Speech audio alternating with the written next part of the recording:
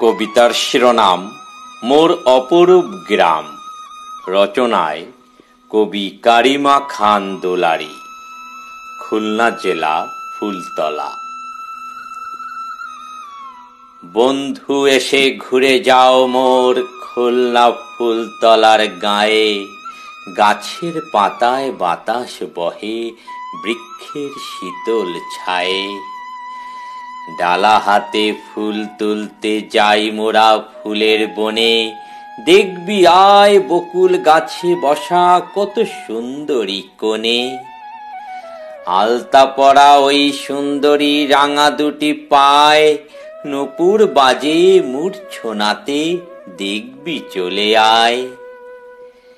মেহেদি হাতে দোলনায় দোলে ওই গাছের ডালে, তাদের কণ্ঠে মধুর সুর, কবিতা গান সুরে সুরে বলে।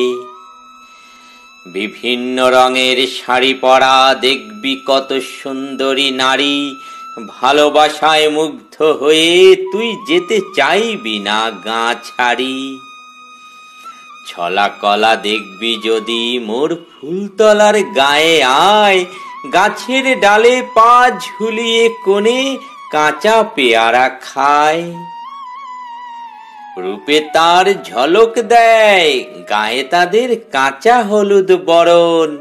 এক পলক দেখিস যদি করবি সারা জীবন স্মরণ। উদাস হয়ে এক নজরে দেখবি মুখের তাদের হাসি। পাগল পাড়া হয়ে বলবি আমি তোমাকে ভালোবাসি। কলসি কাখে হেলে দুলে যায় তারা নদীর ওই ঘাটে। রাখালের বাঁশির সুর শুনিয়া তোর হৃদয়ে যাবে ফেটে। বসন্তের কোকিল ডাকে দেখবি গাছের ডালে বসে।